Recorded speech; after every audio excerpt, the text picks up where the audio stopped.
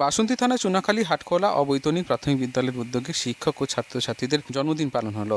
এই বিদ্যালয়ের প্রধান শিক্ষক নিমাই মালি সহ অন্যান্য শিক্ষকদের নিয়ে প্রথম বর্ষ জন্মদিন পালন করলেন তারা। 10 জন ছাত্রছাত্রী ও একজন শিক্ষকের এই অনুষ্ঠানে উপস্থিত ছিলেন গোসাবার বিধায়ক জয়ন্ত নস্কর সহ পঞ্চায়েত সমিতির সদস্য, গ্রাম পঞ্চায়েত প্রধান, অভিভাবক ও অভিভাবিকারা। সুন্দরবনের প্রত্যন্ত গ্রাম চুনাখালী, এখানকার মানুষের জীবিকা নির্বাহ করতে হয় চাষাবাদ এবং মাছ ধরে। তার ফলে ভালো মতো সংসার চালাতে হিমশিম খেতে হয় মানুষদের। তার উপর জন্মদিন পালন করা হবে তা ভাবতেই পারেন না পরিবার। সেই জন্মদিন পালনের উদ্যোগ নিল চুনাখালী হাটখোলা অবৈতনিক প্রাথমিক বিদ্যালয়। প্রদীপ প্রচলন করেন বিধায়ক জয়ন্ত নস্কর। এরপর কেক কেটে জন্মদিন পালন করলেন 10 জন ছাত্রছাত্রী ও এক শিক্ষকের। এই অভিনব উদ্যোগে প্রতি মাসে একদিন করে চলবে বলে জানান শিক্ষক নিমাই মালি। সে মাসে যে ছাত্রছাত্রী এবং শিক্ষকদের জন্মদিন পড়বে সে মাসের শেষের দিকে তাদের সকলকে নিয়ে জন্মদিন পালন করা হয় বলে জানান তিনি।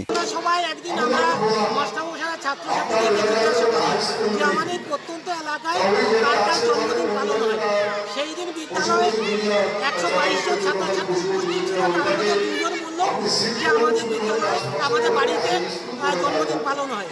আমরা সব শিক্ষক শিক্ষিকা মিলে সেই সিদ্ধান্ত নিলাম যে আমাদের ছাত্রছাত্রীদের বিদ্যালয়মুখী করার জন্য অভিভাবকদের স্কুলে হঠাৎ জন্মদিন, আমরা তো গ্রামের মানুষ, আমরা সব জানি না, কিন্তু দেখে খুব সুন্দর লাগলো, ভালো লেগেছে। না, আমরা বাড়িতে আমাদের ছেলেমেয়ের জন্মদিন পালন করি না। খুব একটা ভালো উদ্যোগ আমি মাননীয় প্রধান শিক্ষক চুনাখালী অবৈতনিক প্রাথমিক বিদ্যালয়ের প্রধান শিক্ষক থেকে পেলাম। এই উদ্যোগের ফলে আমার ধারণা যে স্কুলের ছাত্রছাত্রীরা স্কুলে আসার ক্ষেত্রে আরও আগ্রহ প্রকাশ করবে এবং আমার মনে হয় বেশিরভাগ ছাত্র স্কুলমুখী হয়ে যাবে। এবং এই প্রকল্প যেটা আজকের হলো, এটা একটা অভিনবত্ব।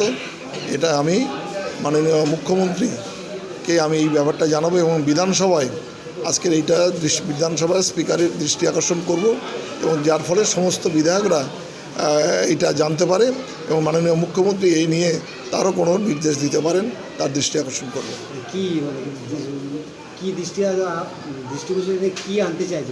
আনতে চাচ্ছি যে এই যে প্রকল্পটা আসলে যে ছাত্রছাত্রী এবং মাস্টারমশাইদের যে জন্ম। দক্ষিণ 24 পরগনা থেকে জামাল উদ্দিন সর্দারের রিপোর্ট, চ্যানেল 10।